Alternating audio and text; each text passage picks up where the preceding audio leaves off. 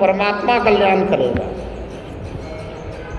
और परमात्मा कब हमारे कल्याण को चाहेगा? जब हम परमात्मा की तरफ एक कदम बढ़ाएंगे तो परमात्मा हमारी तरफ सारे कदम बढ़ा देगा। हम अगर परमात्मा को अपना हाथ पकड़ाना चाहेंगे तो परमात्मा हमारा हाथ पकड़ के हमें चलाना शुरू कर देगा। सुबह दास्य भाव में रहने की बात हुई, हनुमान जी की बात हुई। जब हनुमान जी की बात आ जाती है और तुलसी द्वारा लिखा हुआ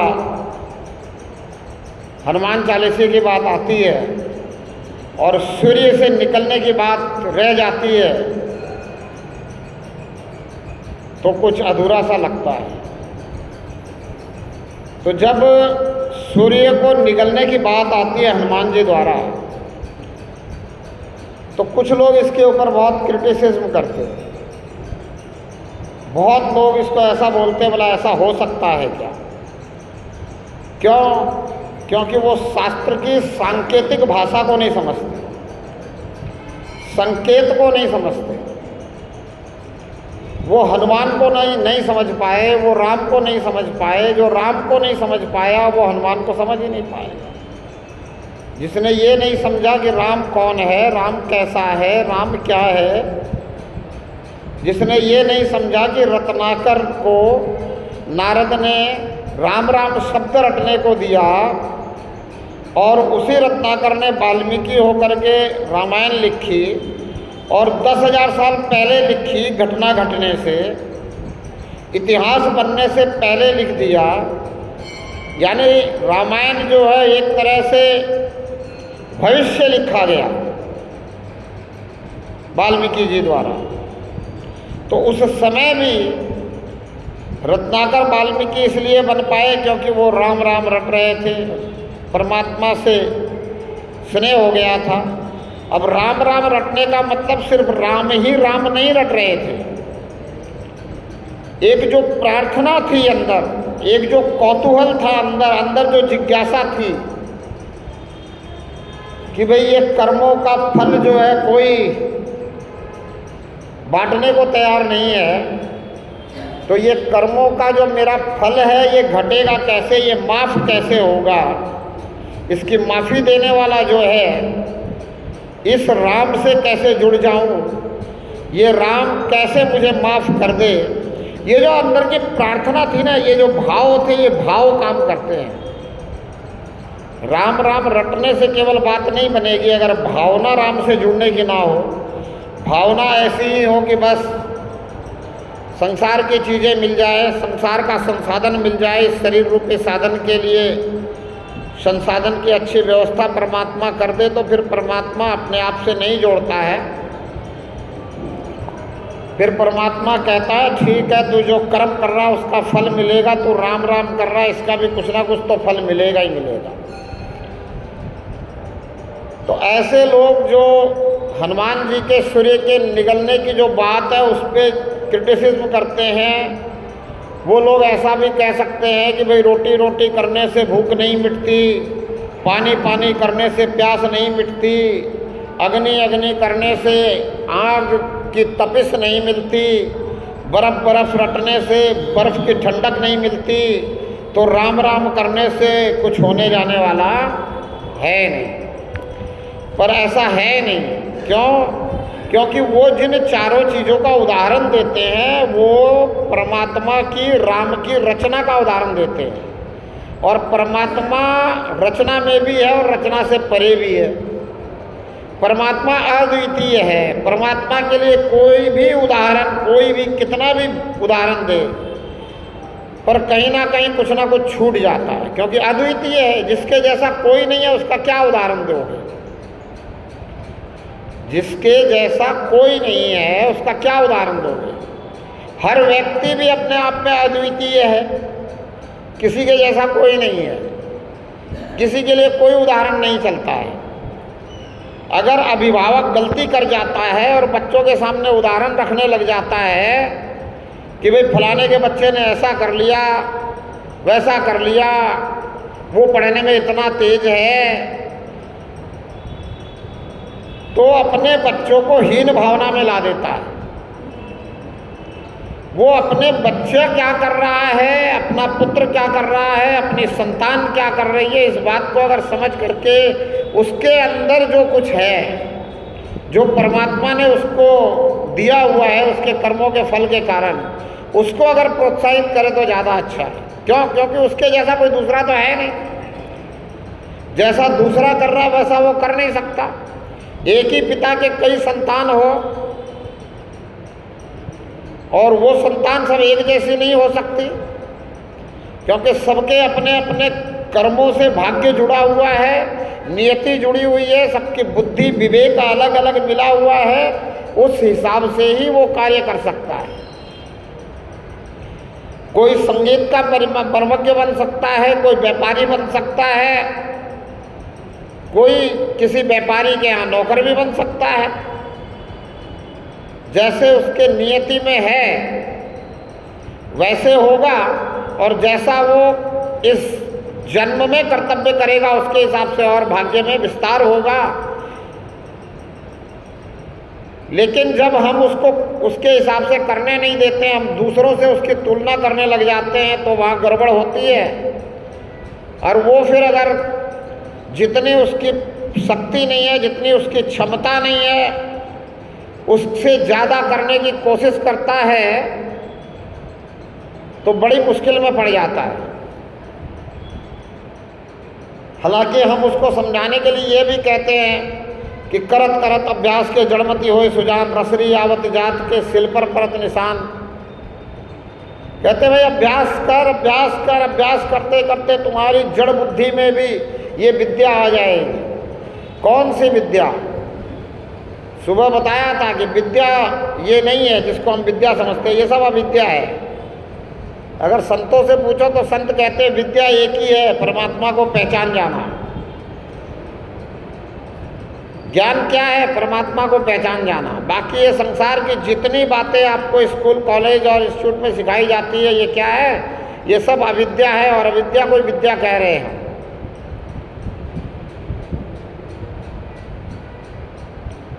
और हमने सुबह भी ये बात कही थी कि आप कितने भी पढ़े लिखे हो, पर जिसके पास विद्या है वो आपसे ऊपर हो जाता है। और उसका एक उदाहरण है कबीर जी।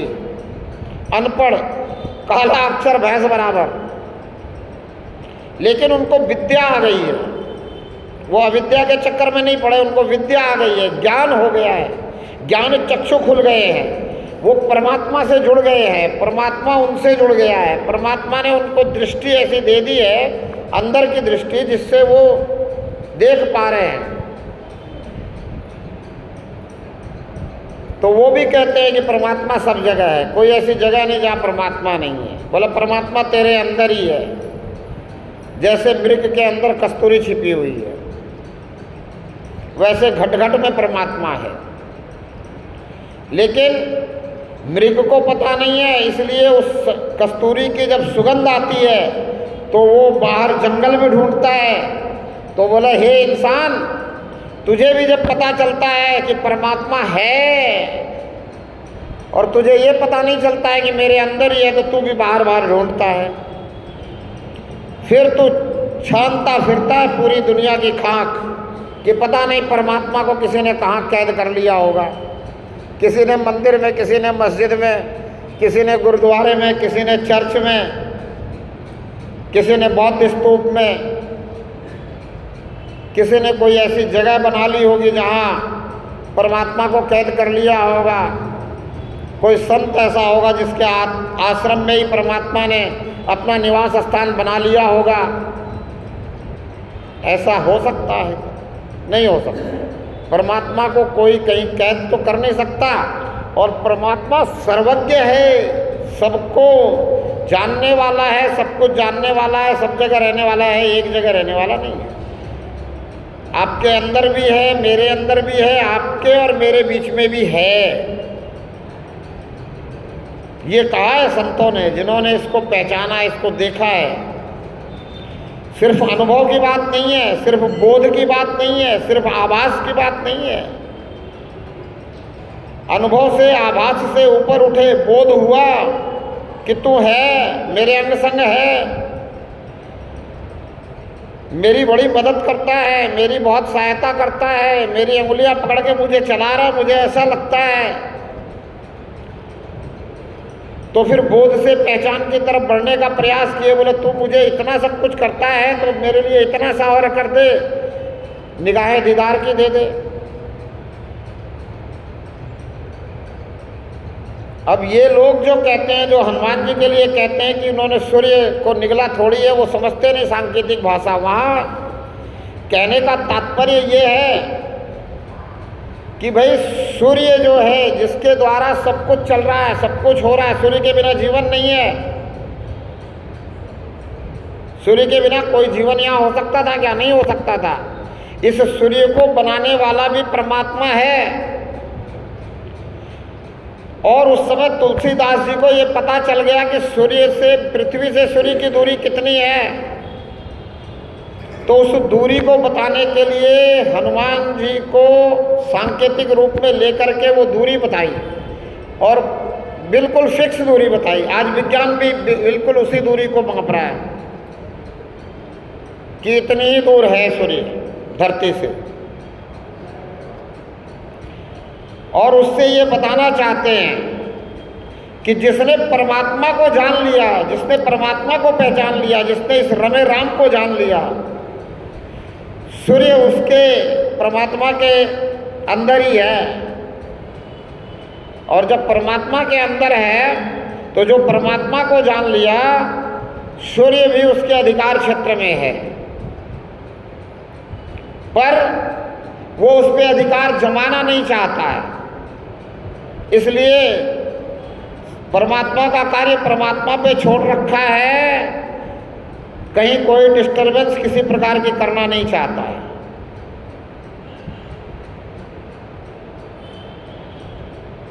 कुछ लोग रामचरितमानस पे भी उंगलियां उठाते हैं कि भाई तुलसी ने कुछ उसमें ऐसा भी लिख रखा है जिससे कि भावनाएं आहत हो रही हैं। अरे जो कुछ अच्छा लिख रखा है उसकी तरफ देखो, जिससे तुम्हारी भावनाएं आहत हो रही है उसी तरफ क्यों देख रहे हो?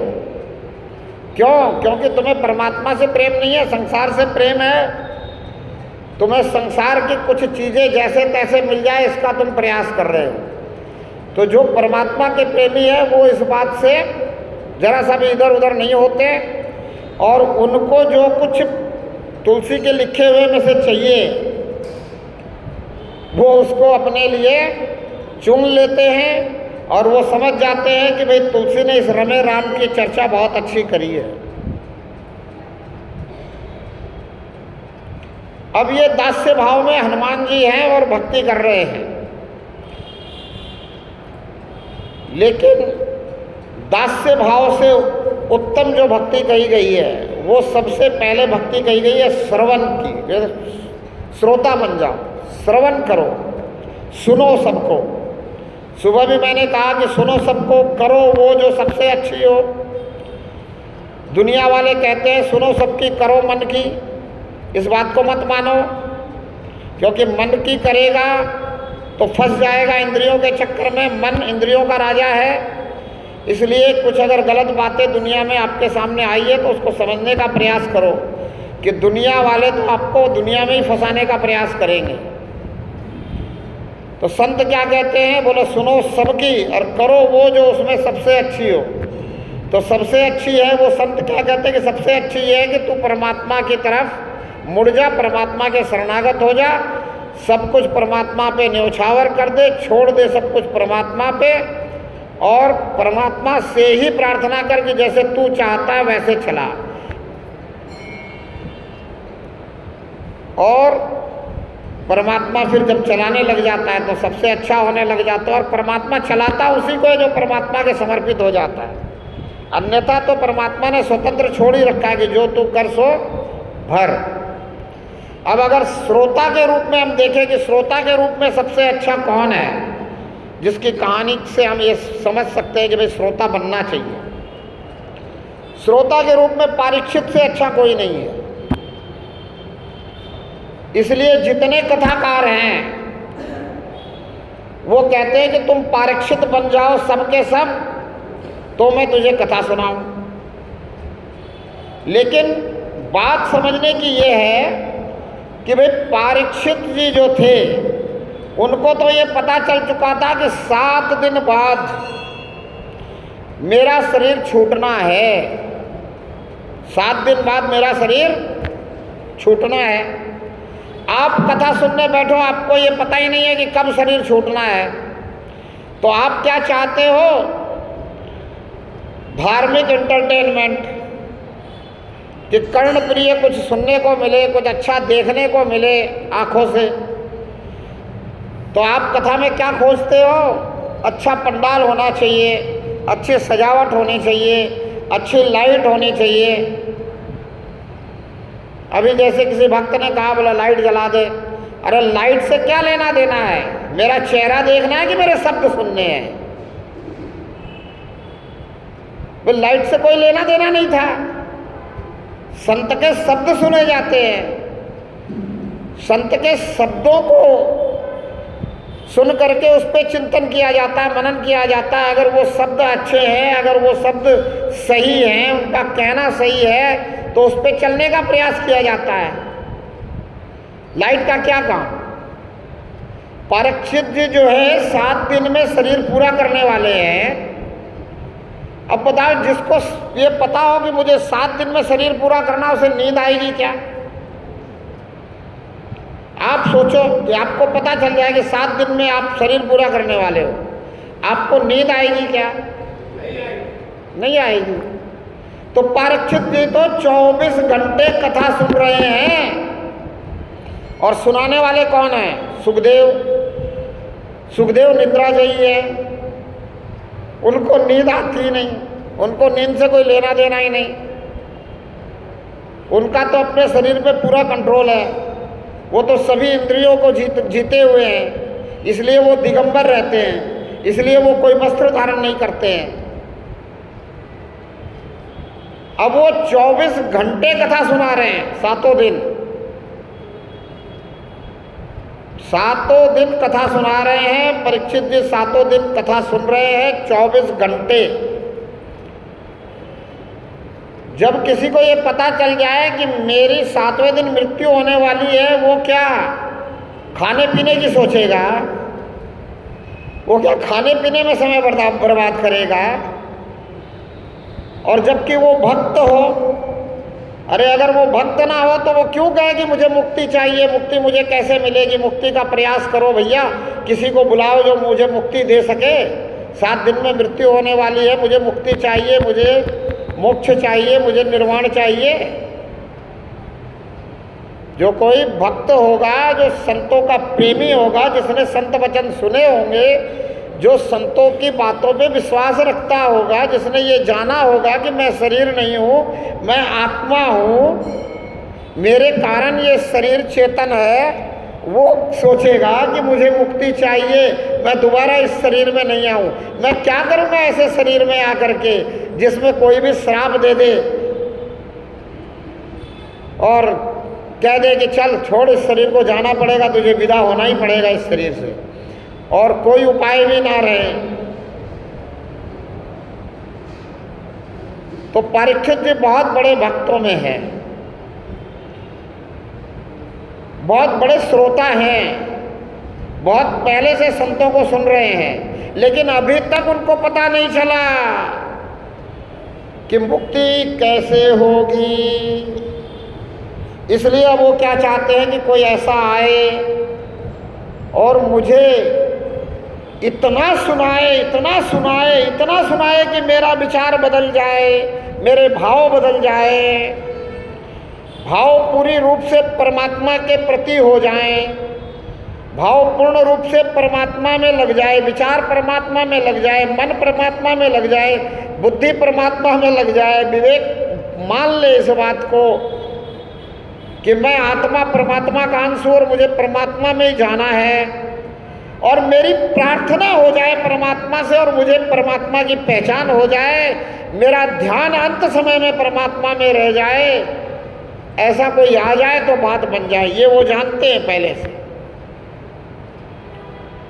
इसलिए वो ऐसे को ढूंढ रहे हैं कि जो 7 दिन लगातार मुझे परमात्मा से जोड़े रखे, मुझे कोई ना कोई ऐसी बात बताता रहे, ऐसी कथा बताता रहे जिससे मैं परमात्मा से पूरी तरह से जुड़ जाऊं। मेरा जुड़ाव ऐसा हो जाए कि एक पल के लिए भी जुड़ाव ना हटे। और उन्हें पता है कि 6 दिन जुड़ाव नहीं हुआ, 7 दिन जुड़ाव नहीं हुआ तो भी कोई बात नहीं, अंतिम पल में भी जुड़ाव हो गया तो भी मेरी मुक्ति निश्चित है। क्यों? उन्हें तो पता है कि 7 दिन बाद शरीर पूरा करना है। अब 7 दिन का मतलब क्या हुआ कि जिस समय श्राप दिया गया उस समय से 24 में 7 से गुणा कर लो, जो समय निकलता है उसी समय उस पल परमात्मा में ध्यान रह जाए, तब मेरी बात बन जाएगी। तो फिर ढूंढा जाता है कि भाई सबसे अच्छा कौन वक्ता है, कौन ऐसा है जो 7 दिन बिना सोए बिना करे उस कथा को सुना सकता है, जो ऐसी कथा सुना सकता है जिससे जरा सा भी मन इधर उधर नहीं भटके, बुद्धि इधर उधर नहीं भटके, ऐसे व्यक्ति को बुलाया जाए, ऐसे बोलने वाले को बुलाया जाए, ऐसे वक्ता को बुलाया जाए। तो वहाँ किसको बुलाया जाता है? सुखदेव जी को। और इस सुखदेव जी जो कथा सुनाते हैं परीक्षित जी को, उसमें छोटी छोटी लघु कथाएं बहुत हैं, बहुत सारे उदाहरण दे करके समझाने की कोशिश करते हैं। लेकिन आजकल जो कथा होती है वो सिर्फ ड्रामेबाजी रह गई है, एक नाटक की तरह रह गई है। आपको इंटरटेनमेंट में फंसा करके मदारी की तरह भीड़ इकट्ठे करने का ही काम रह गया सिर्फ कथाओं में। और आपसे कह दिया गया है कि कथा सुनोगे तो मोक्ष हो जाएगा। मैं तो पूछना चाहता हूँ, सुनाने वाले को मोक्ष होगा कि नहीं, निर्वाण उसको होगा कि नहीं, उसे मुक्ति मिलेगी कि नहीं? भाई मोक्ष कहते हैं मोह से छूट जाने को, कथा सुनाने वाला मोह से छूट गया है क्या? अगर कथा सुनाने वाला मोह से छूट गया हो तो सुनने वाले की छूटे ना। कथा सुनाने वाला अगर सुखदेव हो गया हो, उसको नींद का भी मोह ना हो, तो श्रोता को मोक्ष मिले ना।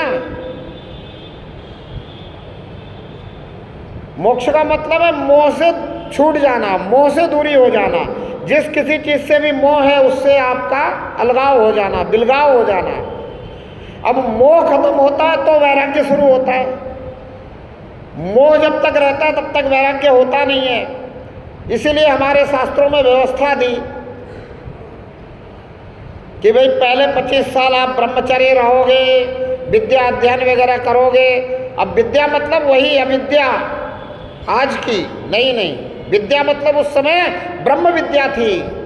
उस समय ब्रह्म को जानने की, समझने की, पहचानने की बात थी। उस समय परमात्मा को पहचानने की बात थी। उस समय 25 साल की उम्र तक ये समझ जाने की बात थी कि मैं शरीर नहीं हूँ, मैं ही ब्रह्म हूँ, अहम ब्रह्मास्मि तत्त्वमस्मि, तू भी वही है, तू भी शरीर नहीं है। तो बोले जब ये समझ जाओगे तो 25 साल फिर गृहस्थ आश्रम में रहो।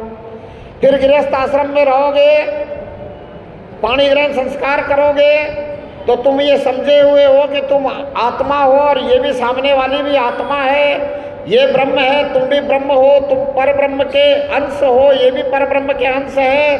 तो फिर आत्मिक प्रेम होगा, फिर शारीरिक प्रेम नहीं होगा। इसलिए भारतीय सभ्यता, सनातन सभ्यता, सनातन संस्कृति में कहते हैं पाणी ग्रहण संस्कार क्या है? तो बोला 2 आत्माओं का मिलन है, 2 शरीरों का मिलन नहीं है। बाकी और जितनी भी सभ्यताएं, संस्कृति है, वो सब शरीरों का मिलन है। कॉन्ट्रैक्ट मैरिज है, यहाँ कॉन्ट्रैक्ट मैरिज नहीं है। यहाँ तो इसी जन्म में या तो मुक्ति है या फिर 7 जन्म तक आत्मा का मिलन है। बोला 7 जन्म तक हमारा साथ रहेगा और 7वें जन्म में मुक्ति हो जाएगी, ये निश्चित है। क्योंकि इस जन्म में हम एक प्रकार का सुख छोड़ेंगे, दूसरे जन्म में दूसरे प्रकार का सुख छोड़ेंगे। 7 प्रकार के सुख कहे हैं, बोले 7वें जन्म में तो 7वां सुख भी छोड़ने में सफल हो जाएंगे। तो 7वें जन्म के बाद तो मुक्ति की बात निश्चित है। इसलिए कहते हैं इस जन्म में अगर पाणिग्रहण संस्कार हो गया, इस जन्म में अगर ब्रह्मचर्य में रह करके और विद्या हासिल कर ली, अविद्या से ऊपर उठ गए, तो बात बन जाएगी। फिर कहा कि वानप्रस्थ। क्यों कहा वानप्रस्थ? क्योंकि मोह बना रहेगा। जब 25 साल गृहस्थ में रहे, मोह बना रहेगा गृहस्थ से, तो बोला 25 साल वानप्रस्थ में रहना, चले जाना बाहर, कहीं संतों की कुटिया में, आश्रम में, कहीं जंगल में, कहीं जाकर के तपस्या करना, जप करना, तप करना, परमात्मा से जुड़ने का प्रयास करना, परमात्मा को याद करना, परमात्मा से फरियाद करना, परमात्मा से प्रार्थना करना। अगर करते करते बीच में याद आ जाए घर की, तो घर भी चले आना, कोई दिक्कत नहीं है, वानप्रस्थ है। 25 साल वानप्रस्थ में रहना, अपने आप को तोड़ने का प्रयास करना संसार से, संसार को हृदय में बसा करके परमात्मा से जुड़ने का प्रयास करते रहोगे तो बात नहीं बनेगी। अपने आप को तोड़ने का प्रयास करना। ऐसा मत करने का जंगल में चले गए और अंदर संसार ही बसा हुआ है। तो बोले 25 साल वानप्रस्थ में रहना, तोड़ने का प्रयास करना, और जब 75 के हो जाओ, इस शरीर की उम्र 75 हो जाए, तब संन्यास ले लेना, फिर इधर मत देखना। क्यों? क्योंकि 25 साल तुम रहे ब्रह्मचर्य में, तो तुम्हारी जो संतानें हुई गृहस्थ में, उनका भी ब्रह्मचर्य पूरा हो गया, उनका गृहस्थ का समय भी लगभग पूरा होने वाला होगा। अब उन्हें वानप्रस्थ में आने का समय हो गया। अब वो और उनकी संतानें मिलकर संसार संभाल लेगी। अब तुझे जरूरत नहीं है ज़्यादा गड़बड़ करने की, हड़बड़ करने की, इधर पड़े रहने की। 25 साल से जो तोड़ने का प्रयास किया है, उससे तू टूट चुका है और तुझे यहाँ जंगलों में रहना आ गया है। अब तेरी संन्यास की अवस्था आ जानी चाहिए। अब तो पूरी तरह से परमात्मा पे आश्रित हो जाना चाहिए। अब जैसा परमात्मा चलाए वैसा चलने का प्रयास कर लेना चाहिए। तो शास्त्र कहते हैं कि चौथे पैर में इस शरीर के पूरी तरह से संन्यस्त हो जाना चाहिए। संन्यस्त होने का मतलब है पुरानी चीज़ों को छोड़ देना। अब जैसे आजकल क्रिकेटर कहते हैं ना कि हमने क्रिकेट से संन्यास ले लिया, तो संन्यास लेने का मतलब है क्रिकेट को छोड़ दिया, पुरानी बातों को छोड़ दिया, पुरानी चीज़ों को छोड़ दिया। अब हम नए तरीके से जिएंगे। अब क्रिकेट खेलना छोड़ दिया, क्रिकेट से संन्यास ले लिया। कोई कहता है भाई फुटबॉल का प्लेयर है, बोला हमने फुटबॉल से संन्यास ले लिया। तो संन्यास का मतलब है पिछली बातों को छोड़ते रहना, पिछली बातों को पूरी तरह से छोड़ देना। और जो संत साधु बन जाता है, सन्यासी बन जाता है, पहले से ही उसको यही करना चाहिए कि जो जो मिलता गया उसको छोड़ता जाए, छोड़ता जाए, छोड़ता जाए, छोड़ता जाए, और परमात्मा से इतना प्रगाढ़ प्रेम कर ले कि परमात्मा में एकाकार हो जाए, परमात्मा में मिल जाए, परमात्मा से मिल जाए, परमात्मा की पहचान हो जाए, अब परमात्मा में लीन हो जाए। जैसे हम कहते हैं ना किसी किसी बच्चों को कि बोला ये तो खेल में ही लीन रहता है। खेल में लीन रहने का मतलब मन, बुद्धि, चित्त, अहंकार सब कुछ खेल में लगा हुआ है। और किसी किसी बच्चे के लिए कहते हैं बोले ये तो पढ़ाई में ही लीन रहता है। मतलब जो भी परमात्मा ने उसको विवेक दिया, बुद्धि दी, मन दिया, चित्त दिया, चतुराई दी, वो सब कुछ वो पढ़ाई में लगा देता है। तो परमात्मा में लीन होने का मतलब कि तू अपना अंतः चतुष्टय मन, बुद्धि, चित्त सब कुछ परमात्मा के साथ जोड़ दे। तेरी जितनी चतुराई है सब परमात्मा के साथ जोड़ दे। एकदम परमात्मा के समर्पित हो जा, शरणागत हो जा। अब तुझे कुछ करने की ज़रूरत नहीं है, क्योंकि तू कुछ कर भी नहीं सकता। क्या कर सकता है? जितने सामर्थ्य तुझे परमात्मा ने दिए उतना ही तो कर सकता है, उससे ज़्यादा क्या कर सकता है? थोड़ी बहुत सामर्थ्य दी है, उसी में तुर्रम खा बना रहता है, बोला मैंने ये किया, मैंने वो किया, मैंने ऐसा किया, मैंने वैसा किया। कभी ये नहीं कहता कि भाई परमात्मा ने कृपा करी और करवा लिया। अच्छा हो गया तो बहुत बड़ा तुर्रम खा बनता ही है। अगर कुछ थोड़ा सा भी गलत सलत होने लगा, फिर अरे प्रभु क्या कर दिया, अरे परमात्मा ने सब गड़बड़ कर दिया, अरे परमात्मा ने किस कर्म की सजा दे दी,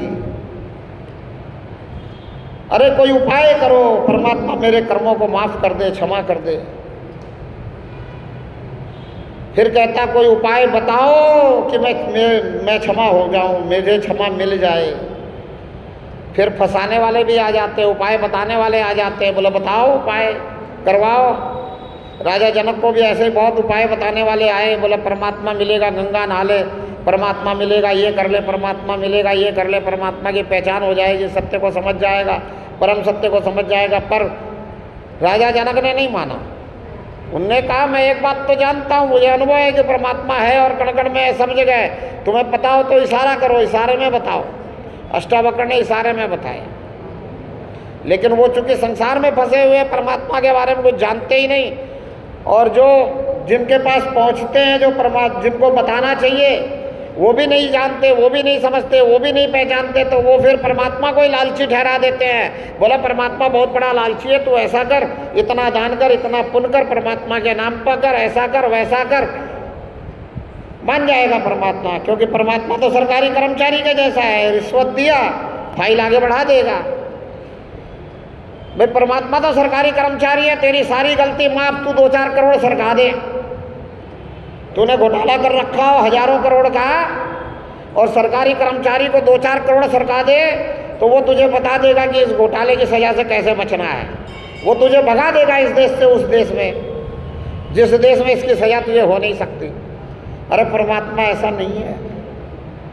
इसलिए इस चक्कर में नहीं रहना कि परमात्मा जो है कुछ ले दे के काम चला लेगा, लेकिन हम इसी चक्कर में रहते हैं, और हमें बताने वाले भी यही बताते रहते हैं कि ले दे के काम चला ले। लेकिन परीक्षित जी इस चक्कर में नहीं है।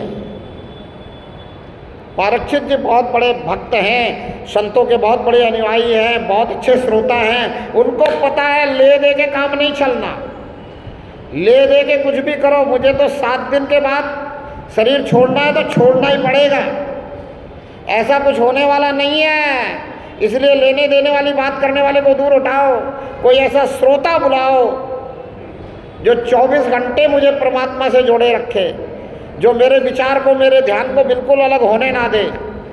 ऐसा श्रोता चाहिए, ऐसा वक्ता चाहिए। अब श्रोता और वक्ता दोनों ऐसे हो तो बात बने, लेकिन आजकल वक्ता भी ऐसे ही हो गए हैं। अब बताओ, परीक्षित जी को कथा सुनाई सुखदेव ने, वहाँ कहाँ संगीत था, कहाँ उसमें गायकी थी, कहाँ उसमें रस था, कहाँ माधुर्य था, क्या था वहाँ? वहाँ तो श्रोता और वक्ता का मिलन था। वहाँ तो एक आत्मा मुक्ति चाहती है और दूसरी आत्मा चाहती है कि भाई ये मुक्त हो जाए। वहाँ कर्णप्रिय बातें नहीं है, वहाँ दर्शनीय कोई स्थल नहीं है, वहाँ कोई सजावट नहीं है। पिछली बार मैं आया था 4 दिन के लिए, तो उसके बाद कथा होने वाली थी, सजावट होने लग रही थी, तो मैंने इशारा भी किया था। मैं बताओ, इतना बढ़िया भवन बना हुआ है कथा सुनाने के लिए, और सजावट की क्या जरूरत है? लेकिन वक्ता और श्रोता दोनों को जरूरत है। वक्ता भी चाहता है कि जब तक माहौल नहीं बनेगा तब तक श्रोता नहीं आएंगे, और श्रोता भी चाहता है कि मुझे कुछ अच्छा देखने को मिले तो मैं वहाँ जाऊँ। आजकल भागवत में श्रोता ही ऐसे आते हैं जिनको पूछो कि संत जी ने क्या बताया, तो बोले संत जी ने क्या बताया वो तो तू जाके सुन लेना, लेकिन मैं बताता हूँ, तू जाके देखना, बहुत बढ़िया स्टेज था, बहुत बढ़िया सजावट थी, गाने बजाने वाले बहुत अच्छे थे,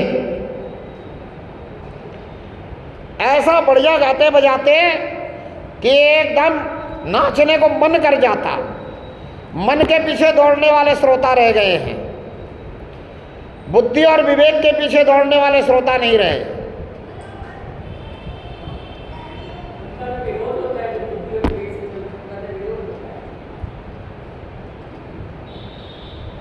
ये बिल्कुल सही कह रही हैं। इसलिए आजकल वेदांत के प्रवचन करने वाले नहीं रहे, वेदांती महात्मा नहीं रहे। क्यों? वेदांत के श्रोता नहीं रहे। कोई समझना ही नहीं चाहता, कोई सुनना ही नहीं चाहता सही बात को। सब चाहते झांकियां होनी चाहिए, ड्रामा होना चाहिए, धार्मिक एंटरटेनमेंट।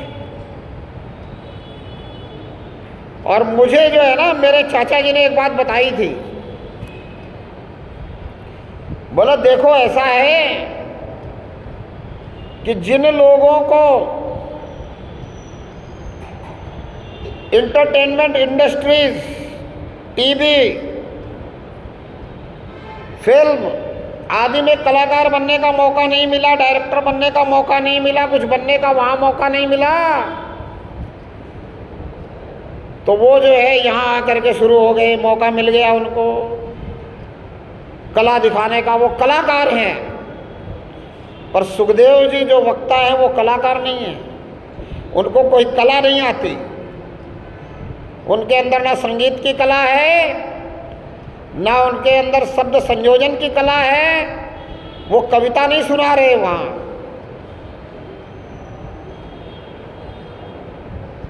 उनके अंदर कोई कला नहीं है, वो कलाकार नहीं है। वो तो पूर्ण रूपेण परमात्मा के आश्रित भक्त हैं, परमात्मा के प्रेमी हैं, और परमात्मा भी उनका प्रेमी है। इसलिए उनको भय भी नहीं है, लालच भी नहीं है, कुछ नहीं है। उनको पता है कि जब तक मैं इस शरीर में हूँ, परमात्मा ने सारी व्यवस्थाएं कर रखी है। और संत कहते भी हैं कि सारी व्यवस्था तेरी हो रखी है, और जैसी व्यवस्था हो रखी है वैसा ही मिलेगा, तो इसकी चिंता मत कर। तू तो सिर्फ मनुष्य योनि में आया, तो इसकी चिंता कर कि मुझे दोबारा जन्म नहीं मिले। इसके लिए मैं क्या करूं? दोबारा शरीर में नहीं आना पड़े, दोबारा गर्भ में नहीं आना पड़े, दोबारा गर्भ में उल्टा नहीं लटकना पड़े। अब यही चिंता परीक्षित जी को है कि 7 दिन मेरे ये ऐसे निकले कि मेरा अंतिम समय में ध्यान परमात्मा में रह जाए, और मुझे दोबारा जन्म नहीं लेना पड़े, दोबारा मुझे गर्भ में नहीं आना पड़े, दोबारा मुझे उल्टा नहीं लटकना पड़े, दोबारा मुझे जन्म की वेदना नहीं सहनी पड़े, और मेरा ये जो अंतिम समय है ये आनंद में बीत जाए, ये दुख में ना रहे, ये मेरे लिए उत्सव हो जाए, मैं स्वीकार कर लूं। अभी तो डर लग रहा है कि नाग आएगा, काट जाएगा, तो इसलिए मंच बनाया बहुत ऊंचा। बोला चलो मंच पर बैठते हैं और परमात्मा से जुड़े रहते हैं, क्या पता परमात्मा कृपा ही कर दे, नाग वहाँ ना पहुँचे। लेकिन ऐसा हुआ नहीं। होनी होएगी, अनहोनी नहीं होएगी। होनी होए सो होए, अनहोनी होनी नहीं। राम भरोसे होए के चादर तान के सोए। जो राम भरोसे है वो चिंता नहीं करता, वो फिक्र नहीं लेता, वो टेंशन नहीं लेता। लेकिन परीक्षित जी भक्त होते हुए भी, अभिमन्यु के पुत्र होते हुए भी, सुभद्रा के पुत्र होते हुए भी, कृष्ण के भांजे होते हुए भी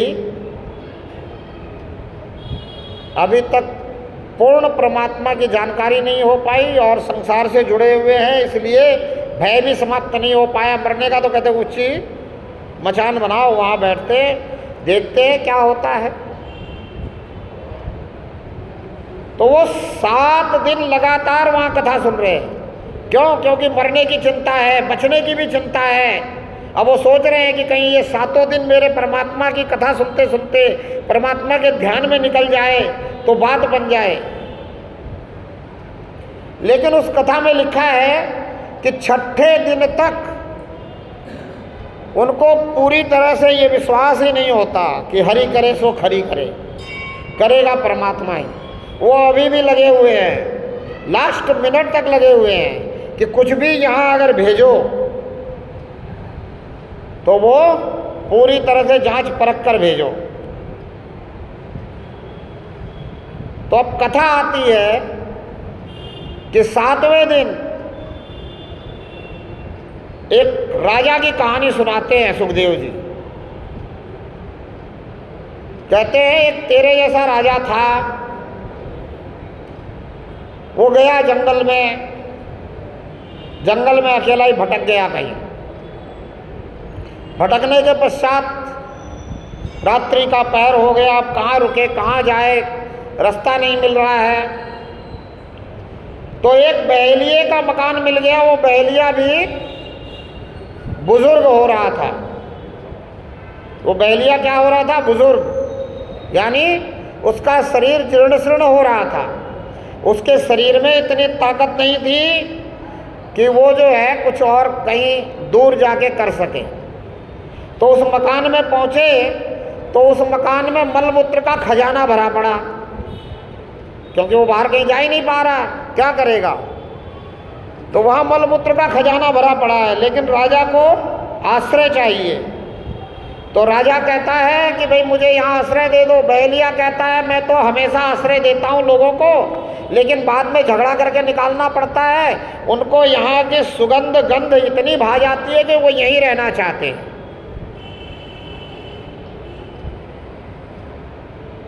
तो राजा से पूछते हैं सुखदेव जी कि बताओ जितने भी यहाँ रहने आए वो इस इतनी गंदगी की कोठरी में रहने के लिए जो है उससे लड़ झगड़ के गए, निकलना नहीं चाहते थे, ये क्या अच्छा है क्या? बोला नहीं, अच्छा नहीं है। तो बोला तुम जिस कोठरी में हो, ये शरीर रूपी कोठरी, जो ये किराया का मकान है, ये भी तो मलमूत्र का ही भंडार है। इसमें और क्या है? इस मलमूत्र के भंडार में तुम क्यों पड़े रहना चाहते हो?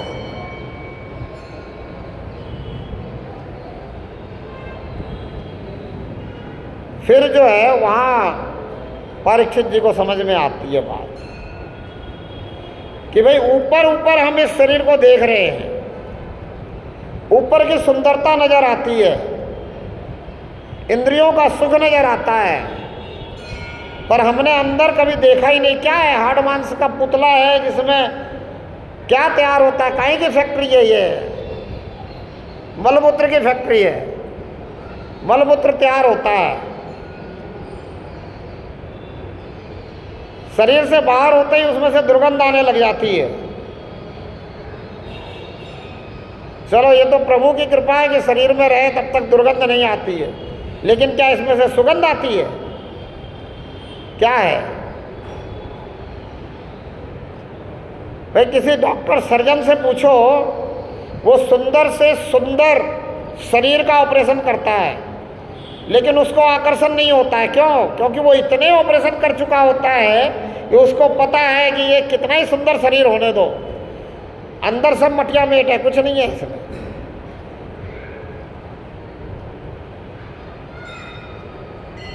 और हम इंसान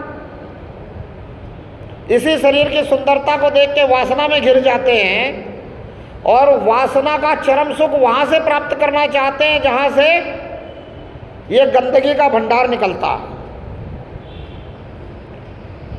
जिसके लिए हम कहते हैं कि तुरंत हाथ सफाई करो, साबुन से धो, मिट्टी से धो, इससे धो, उससे धो। जहां हाथ लगाने के बाद हम सफाई की बात करते हैं, बच्चों को सफाई की सिखाते हैं, सब कुछ करते हैं, लेकिन वासना में जब वासना हमारे सर चढ़ के नाचती है तो फिर उसी गंदगी में हम सुख खोजते हैं। और दुनिया का अगर कोई चरम सुख है तो वो वासना में ही बना हुआ है। इसीलिए संत जब बात करते हैं तो सबसे पहले कहते हैं काम, कामी, क्रोधी, लालची, इनसे भक्ति न होय। भक्ति करे कोई सूरमा, जो जाति वरण कुल खोए। सबसे पहले काम की बात करते हैं कि सबसे पहले तुम्हें काम छोड़ना होगा। काम के बाद फिर क्रोध अपने आप छूट जाएगा, फिर लालच अपने आप छूट जाएगा। छोड़ना क्या है? काम, वासना छोड़नी है। तुम्हें ये समझना है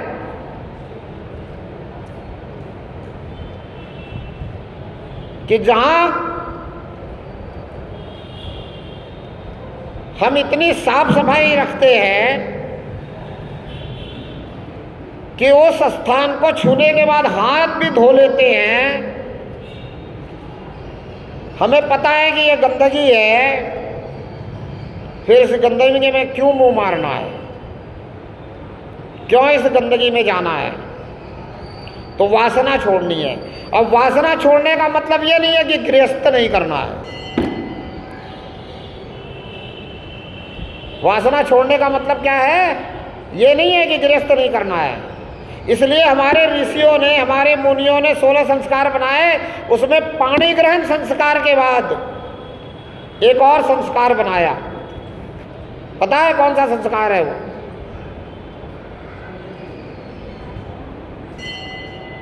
पाणी ग्रहण संस्कार के बाद एक और संस्कार बनाया है। क्या? जोर से बोलो, सबको सुनाई दे। उस संस्कार का नाम क्या है? किसी को पता ही नहीं है, किसी को पता नहीं है। अब वहां संतों ने ये संस्कार इसलिए बनाया है कि आपको, ये ठीक कह रही है माता जी, कि सिर्फ संतति प्राप्त करने के लिए, सिर्फ संतान प्राप्ति के लिए आपको सृष्टि में परमात्मा ने ये ताकत दे के भेजी है कि आप इस सृष्टि को चलायमान रखोगे, इस सृष्टि का संभाल रखोगे, आप इस सृष्टि को संजो करके रखोगे, सुंदर बना के रखोगे, तो आपको जो एक कला दे के भेजी है, उस कला को सिर्फ निभाने के लिए आप उस संस्कार के तहत सिर्फ संतति और संतान प्राप्त करने के लिए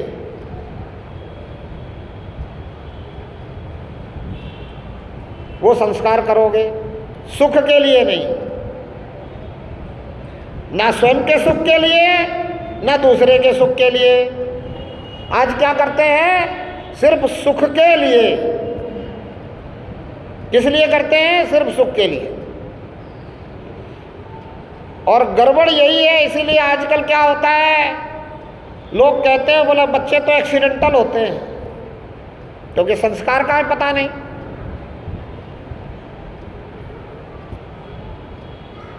और जब एक्सीडेंटल होते हैं तो उनको पता ही नहीं है कि जब गर्भ धारण हो गया तो गर्भ धारण के समय मुझे सुनना क्या चाहिए।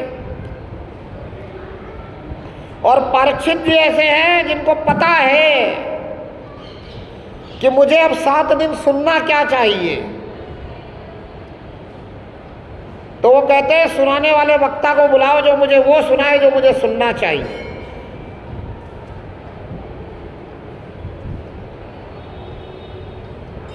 वहां गर्भ धारण हो गया है, मातृशक्ति को पता ही नहीं है कि क्या सुनना चाहिए, क्या पढ़ना चाहिए, क्या स्वाध्याय करना चाहिए, किस विषय में रहना चाहिए। जबकि कथाओं के माध्यम से हमारे संतों ने बताने की कोशिश करी कि अभिमन्यु जब सुभद्रा के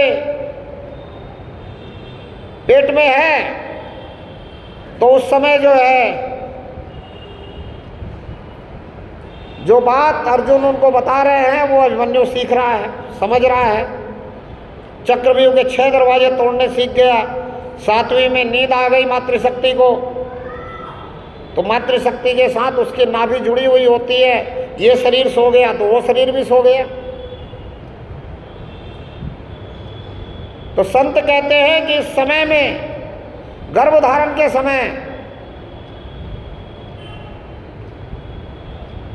हमारी मातृशक्ति को अच्छी बातों को सुनना चाहिए, अच्छी और सच्ची बातों की तरफ चलना चाहिए, संतों की पुस्तकों का स्वाध्याय करना चाहिए, संतों का संग करना चाहिए, जहाँ अच्छी बातें हो रही हो वहाँ जाना चाहिए, वहाँ रहना चाहिए।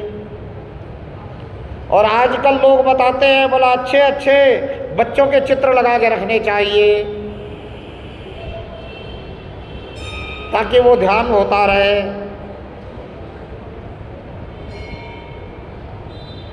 लेकिन आजकल तो उल्टा होता है,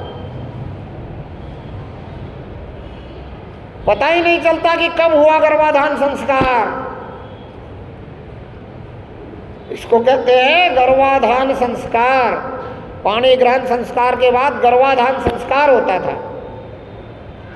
पता ही नहीं चलता कि कब हुआ गर्भाधान संस्कार। वो तो जब कुछ शरीर में सिम्टम दिखाई देते तब डॉक्टर के पास जाते हैं, भागते हैं कि अब आप ही बताओ कि कितने दिन हुए और क्या हुआ। उन्हें खुद को पता ही नहीं है, क्योंकि गर्भाधान संस्कार का पता ही नहीं है। गर्भाधान संस्कार के लिए कुछ नहीं किया है,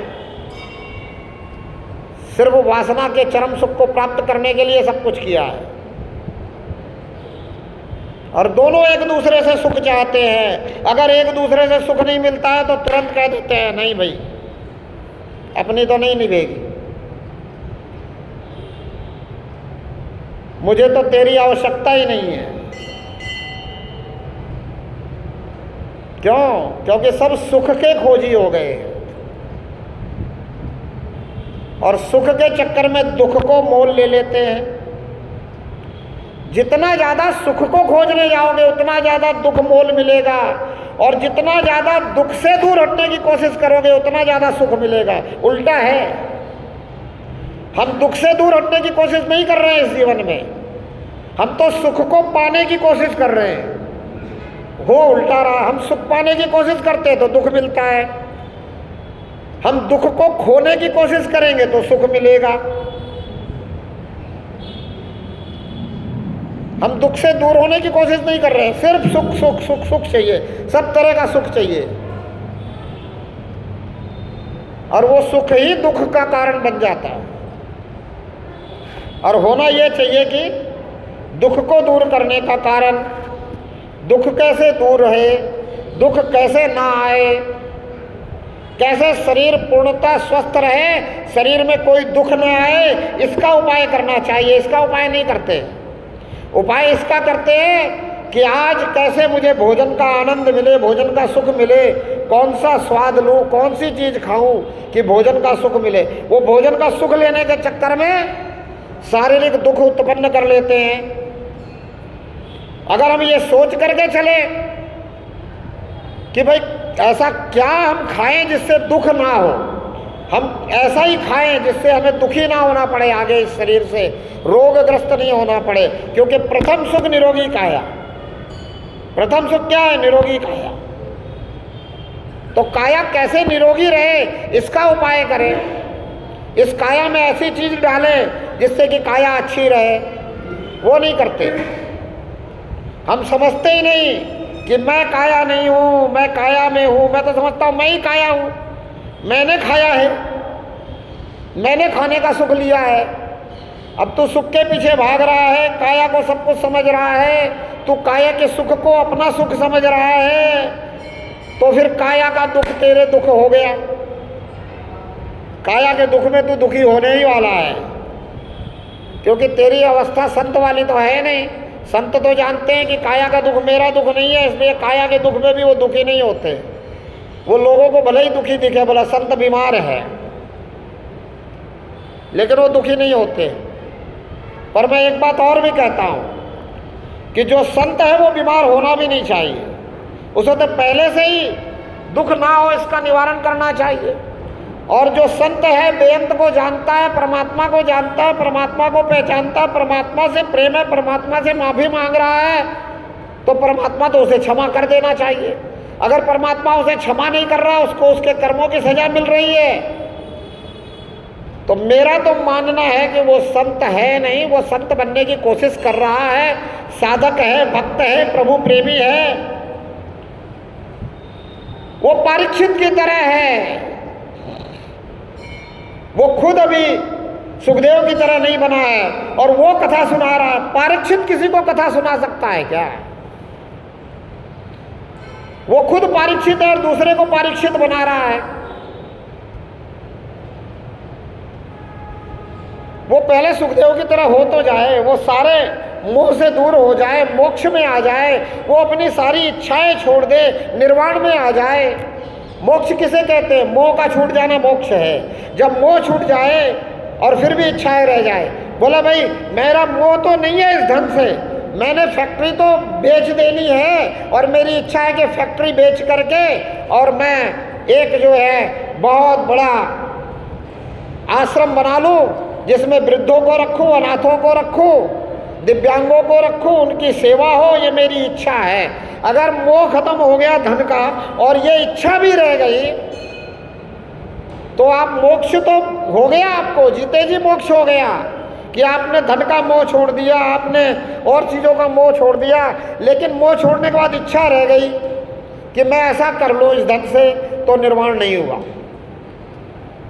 अगर मोह छूटने के बाद कि भाई मोह छूट गया, अब इच्छा भी ना रहे, अब जो मर्जी हो इसका, अब जैसा मर्जी हो इसका, अब मुझे इसकी तरफ देखना ही नहीं है, अब तो मुझे पूरी तरह से परमात्मा की तरफ लग जाना है, तो समझो कि जीते जी निर्वाण भी हो गया। मोह भी खत्म, इच्छा भी खत्म। अब इच्छा नहीं है तो दूसरे जन्म की तैयारी भी नहीं है, इच्छा के कारण ही दूसरी जन्म रह जाता है। बोले जीते जी अगर इच्छा मर गई तो बात बने,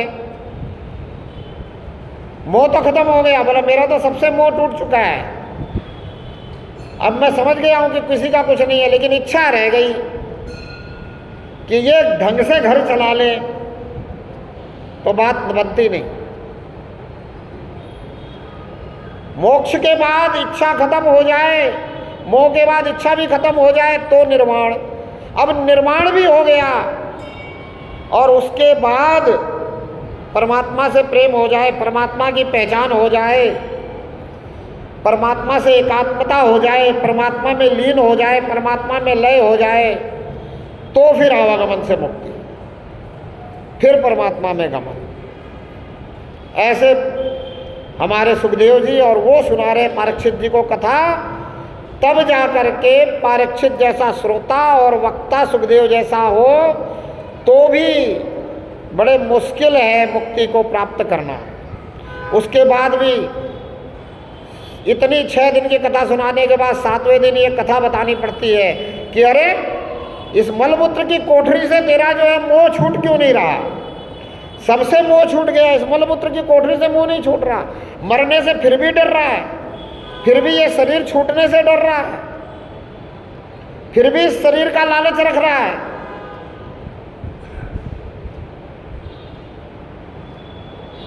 कैसे मुक्ति मिलेगी?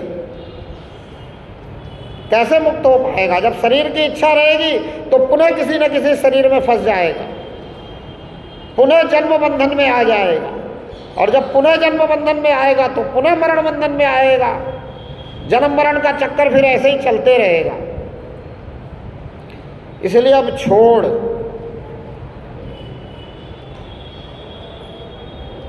और लोग कहते हैं कि परीक्षित जी को मुक्ति मिल गई, मुझे तो कथा सुन के ऐसा नहीं लगता, क्योंकि अगर जिसके मोह खत्म हो जाता वो तो नीचे उतर जाता ना मंच से, कहता मर जाऊं तो मर जाऊं, क्या दिक्कत है? अब इस बिना मतलब कचरे की कोठरी में पड़े रहने का क्या फायदा है?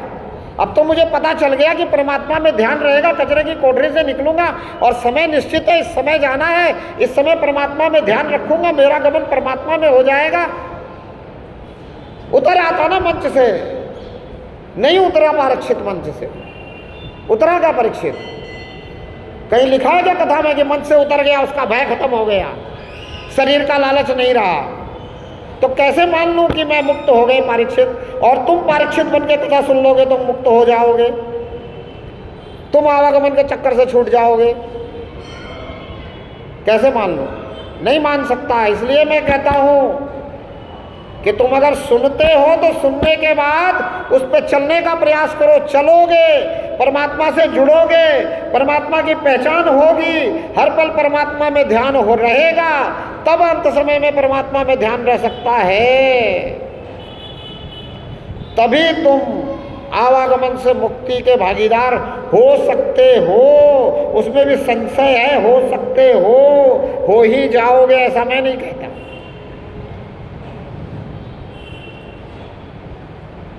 तो इतनी सी बात है। इस बात को समझाने के लिए हर संभव हर संत प्रयास कर रहा है। कथाकारों का मैं नहीं कह सकता, संत प्रयास कर रहा है। कथाकार तो आजकल आपको जो है धन से ही जोड़े रखते हैं। बोला ये कर लेना, तुम्हारे उधार दिए हुए भी वापस आ जाएंगे। ये कर लेना, तुम्हारे घर में लक्ष्मी आ जाएगी, फिर कहीं जाएगी नहीं। ऐसा होता तो है नहीं, हो भी सकता नहीं, लेकिन वो लालच देना चाहते हैं आपको, क्योंकि आप लालची हो। और लालच देने से ही तो सारी दुकानदारियां चल रही है। जितनी दुकानदारियां चल रही है सब लालच से चल रही है। और धर्म का धंधा भी लालच और भय के कारण ही चल रहा है। आपके अंदर लालच नहीं हो, भय नहीं हो, तो धर्म का धंधा भी नहीं चले। अगर आप सही धर्म को समझ जाओ कि मेरा तो एक ही धर्म है, परमात्मा से जुड़ना, तो बात बन जाए। लेकिन ये समझ नहीं पा रहे। चलो, समय की समाप्ति हुई। बोलो परमपिता परमात्मा की, धर्म की, अधर्म का, प्राणियों में, विश्व का, गौ माता की, भारत माता की, सच्चे का, झूठे का, एक तू सच्चा, तेरा ध्यान सच्चा। हे प्रभु कर कल्याण, जिस विधि होए तेरा ध्यान। अभी गीता कौन सा अध्याय और कौन सा श्लोक है? 18वां अध्याय, श्लोक नंबर, हाँ याद रखा करो ना।